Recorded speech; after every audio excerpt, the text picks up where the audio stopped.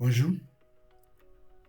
Aujourd'hui, je vais partager avec vous quelques exercices sur le résumé des tests.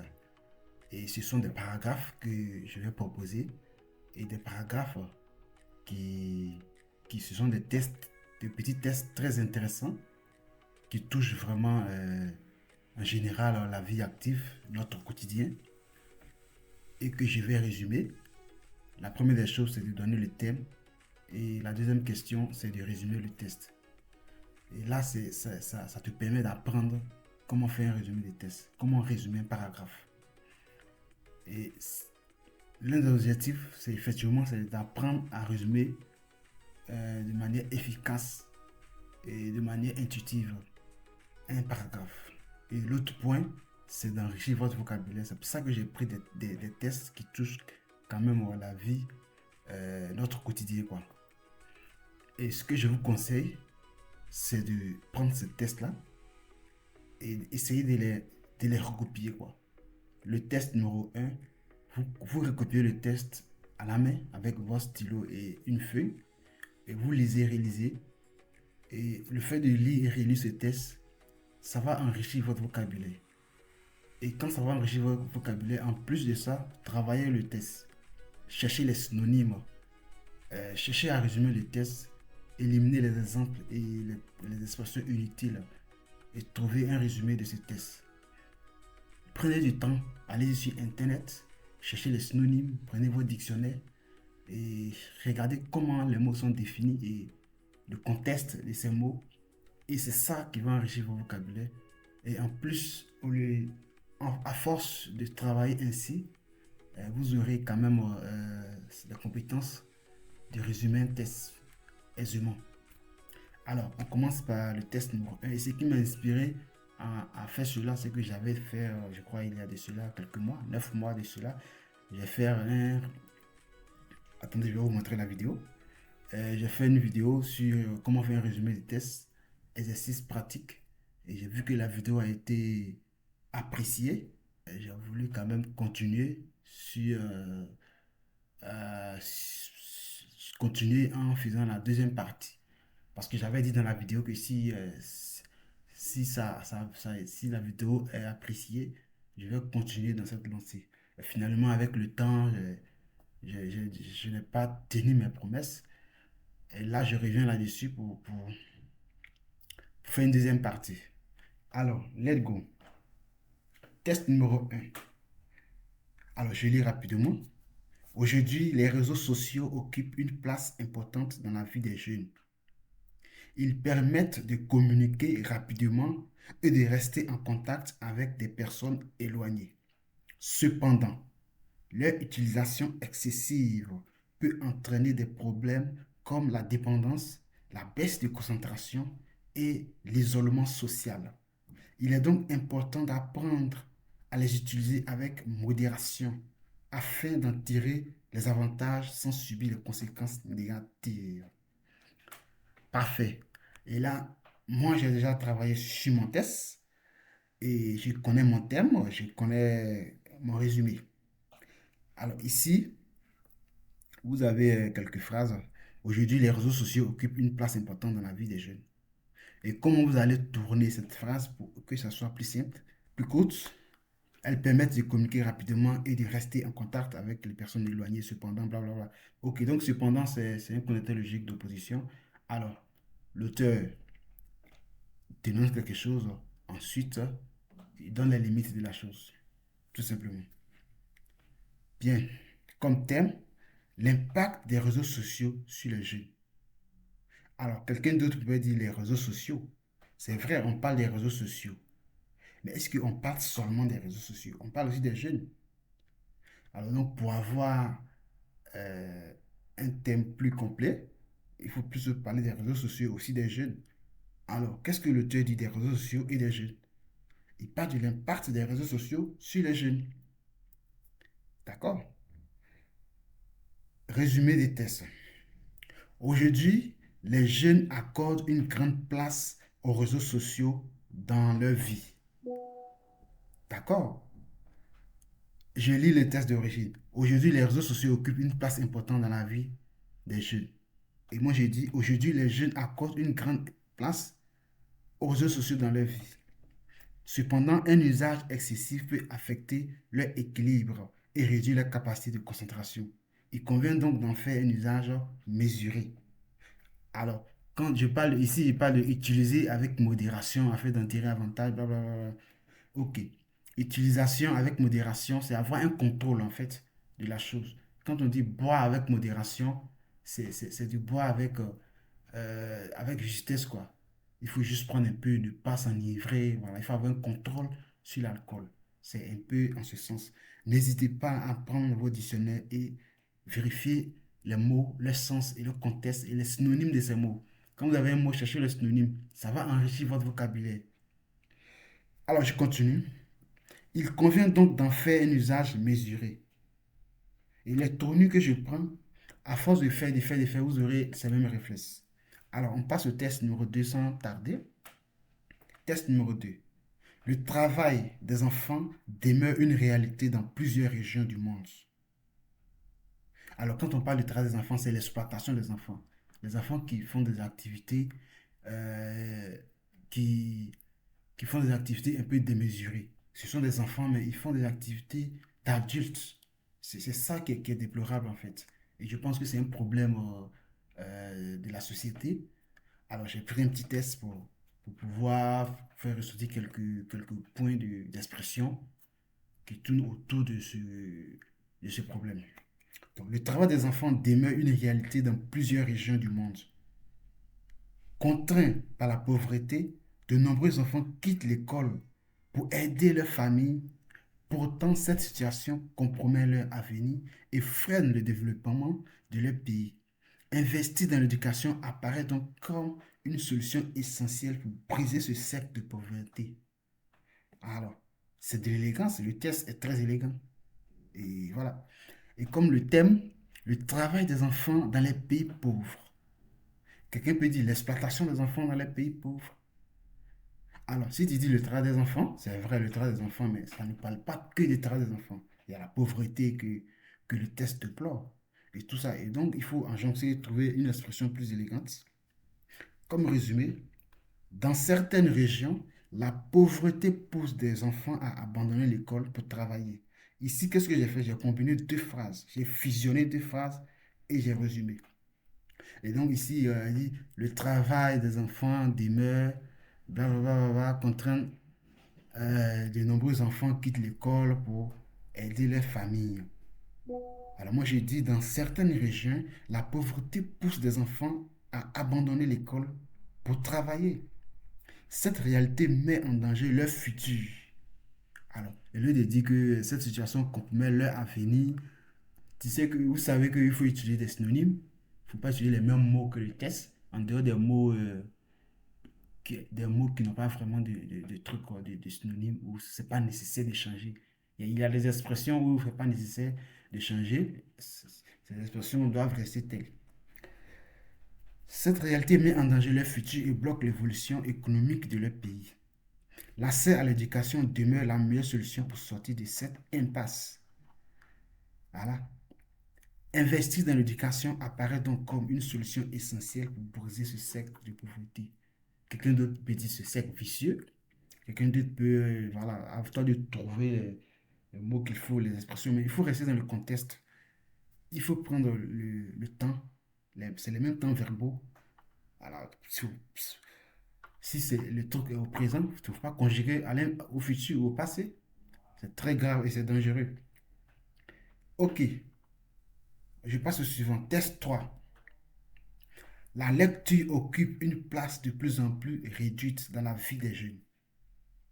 Avec l'essor des technologies numériques, quand on parle de technologies numériques, je parle des trucs, des réseaux sociaux, les smartphones, ainsi de suite, quoi.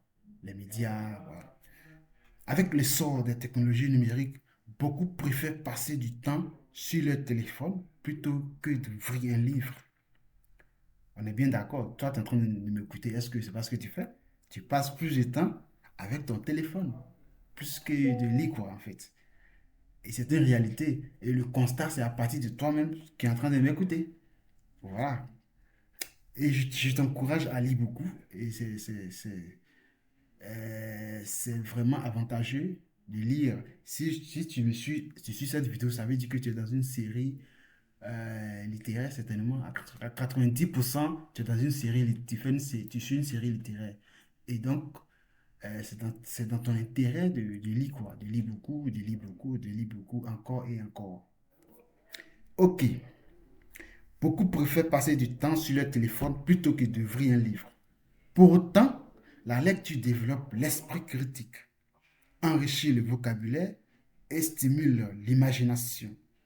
Négliger cette activité pourrait donc avoir des conséquences sur la formation intellectuelle des nouvelles générations. Bien, comme thème, l'abandon de la lecture au profil du numérique. Voilà. Et au profil du numérique. Et cette expression au profil, c'est une expression très élégante qui aide beaucoup, quoi. Et très souvent, quand on dit telle chose est en train de disparaître pour laisser place à telle autre chose, la même expression se dit au profil. On dit telle chose fait ceci au profil de telle autre chose. Ça, c'est une paire de coups. Et ce sont des mots qu'il faut avoir en tête, qu'il faut connaître. Résumé, les jeunes se tournent davantage vers les outils numériques et lisent moins qu'auparavant. Pourtant, la lecture favorise le développement de l'esprit critique et de l'imagination. Et ça, je ne me suis pas trop fatigué, j'ai pris un peu le test. C'est pas toujours que tu vas prendre les expressions différemment du test ou des synonymes qui seront différents du test. Tu peux sensiblement prendre quelques expressions, quelques tournures du test. C'est pas pénalisable. D'accord? Son abandon risque donc d'appauvrir la formation intellectuelle des futures générations. Ici, par exemple, je dis que donc avoir ici pourrait donc avoir des conséquences intellectuelles, formation intellectuelle des nouvelles générations. Et dans le résumé, j'ai fait une tournure. Son abandon risque donc d'appauvrir la formation intellectuelle. Et là, il dit des nouvelles générations. Moi, j'ai dit des futures générations. Et le test est réduit. Est réduit. Ok, test numéro 4. La technique, là je prends deux paragraphes. La technique a profondément transformé la vie humaine. Grâce au progrès scientifique, l'homme peut aujourd'hui communiquer instantanément à distance, se déplacer rapidement et produire en grande quantité. Pourtant, ces avancées soulèvent aussi des inquiétudes. En effet, la dépendance aux machines peut réduire l'autonomie de l'homme et modifier ses relations sociales.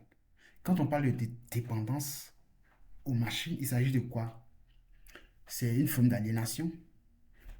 Par exemple, si vous avez une servante à la maison, peut-être avant que la servante ne vienne à la maison, c'est vous-même qui faisiez la cuisine, qui balayez la maison, qui la douche par exemple, l'entretien de la douche, les assiettes, peut-être que la lessive. Mais dès l'arrivée de la servante, il y a des tâches progressivement que vous délaissez dans les mains de la servante. Et au bout d'un moment, ce n'est plus la servante qui est esclave, mais c'est vous qui devenez dépendant de la servante. Vous ne pouvez plus vous en passer d'une servante. Tout ce que vous allez faire, vous allez recourir à une servante. Et finalement, en tant qu'être humain, il y a des choses que vous allez progressivement délaisser. Mais ce n'est pas trop approprié en tant qu'être humain. Il faut de temps en temps se divertir, faire la cuisine. Il faut de temps en temps faire quelques tâches ménagères à la maison. Ça, moi, je suis garçon, mais parfois j'aime faire enfin, j'adore faire la cuisine souvent. Et quand je vois que j'ai trop travaillé, je prends quelques trucs, je commence à nettoyer la maison, faire des trucs, quoi, pour libérer l'esprit. Ça travaille l'être humain, quoi. Ça rend, je sais pas comment j'explique ça, mais je prends un autre exemple, l'IA, par exemple, l'intelligence artificielle. Si vous vous adonnez chaque fois à l'intelligence artificielle pour faire tout ce dont, euh, quand vous êtes face à tel besoin, vous allez rapidement aller vers l'IA au lieu de chercher à réfléchir de vous-même et produire quelque chose. Parce que c'est en réfléchissant, en faisant la chose, que vous développez des compétences, des attitudes. Mais si vous confiez tout à l'IA, ben, il n'y a rien d'humanité, quoi, en fait. Mais il faut vous-même vous développer, quoi. En plus, utilisez l'IA pour vous accompagner, pour aller vite, par exemple, pour, euh, pour des travaux un peu répétitifs. On peut recourir à l'IA, quoi. Mais ce qui concerne vos réflexions, ainsi de suite, essayez de vous-même vous développer, travailler sur votre être humain. Ok, bon, bref. Peut réduire l'autonomie de l'homme et modifier ses relations sociales. De plus, le développement technique n'est pas toujours maîtrisé. Certaines innovations ont des conséquences écologiques importantes. Conséquences écologiques, il s'agit de l'environnement. Je peux parler de... En France, par exemple, il y a des catégories de voitures, je dirais plutôt des marques de voitures. Quand tu les as, tu payes plus de taxes parce que tu pollues plus l'environnement. Alors, on encourage les gens à privilégier les véhicules en commun, comme les trains, les bus, parce que ça, c'est plus économique. Voilà. Ainsi, si la technique améliore les conditions de vie, elle impose aussi à l'homme une responsabilité nouvelle. Réfléchir aux limites qu'il doit lui fixer. Thème, les avantages et les limites du progrès technique. Moi, je donne un thème très exhaustif. Si tu dis que les progrès techniques, d'accord, c'est acceptable. Mais tu vois, ça ne parle pas que des progrès techniques. Ça parle juste des avantages, ça parle juste des limites. Alors, tu donnes un thème global. Le test parle des avantages et les limites du progrès technique. De quoi parle le test? Voilà. Ok, comme résumé, le progrès technique a amélioré la vie humaine en facilitant la communication, les transports et la production. Ok, ici, regardez. Blablabla. Bla, bla, bla, bla, bla, bla, bla. Voilà. Tout ça, c'est deux phrases. Ces deux phrases, moi, je les résumé en une seule phrase. En une seule phrase très courte. Le progrès technique a amélioré la vie humaine en facilitant la communication, les transports et la production. En- donc, on a blablabla, bla, bla, bla, tant, ceci. En fait, c'est une approche très pratique qui, je dirais, un classique qu'on utilise très souvent pour aller vite en résumé des tests. Cependant, il peut rendre l'homme dépendant des machines et transformer ses rapports sociaux. Simplement. J'ai juste pris la phrase, j'ai barré n'est pas, ce qui est à barrer, et puis je me tiens la phrase, quoi. Par ailleurs, certaines avancées provoquent des effets négatifs sur l'environnement. Le développement technique exige donc que l'homme en contrôle les usages et en fixe les limites. Voilà. Ok, le dernier test. Je pense que ça me fait beaucoup de temps déjà, 30 minutes. Le dernier test. La religion occupe une place importante dans de nombreuses sociétés. Elle ne se limite pas à une simple croyance personnelle, mais organise aussi la vie collective à travers les rites, les fêtes et les règles morales. Elle renforce les liens entre les individus et donne un sens à l'existence. Elle peut ainsi favoriser la cohésion sociale en unissant les membres d'une communauté autour des valeurs communes. Cependant, la religion peut également être source de tension. Lorsque différentes croyances s'opposent ou cherchent à s'imposer, des conflits peuvent apparaître. De plus, dans certaines situations, elle peut freiner l'évolution des mentalités ou s'opposer aux avancées scientifiques. La religion apparaît donc à la fois comme un facteur d'unité et comme un possible facteur de division. Voilà, ça c'est deux paragraphes qui parlent d'un thème qui est la religion. Et vous voyez, je vous donne des tests qui, qui sont remplis de culture générale. Comme thème, le rôle ambivalent de la religion dans la société. Ambivalent, ça veut dire que quelque chose qui a, qui a, qui a, qui a double tenue en fait. Tantôt c'est ceci, tantôt c'est cela. On dit que, par exemple, l'État utilise la politique. On dit que la politique joue un rôle ambivalent. Parce que parfois la politique peut favoriser, parfois elle peut être très cruelle. Et en ce sens, on utilise ambivalence. Ok. Les croyances religieuses, comme résumé, les croyances religieuses influencent profondément l'organisation des communautés humaines. Donc, vous voyez, tous ces blablabla, blablabla.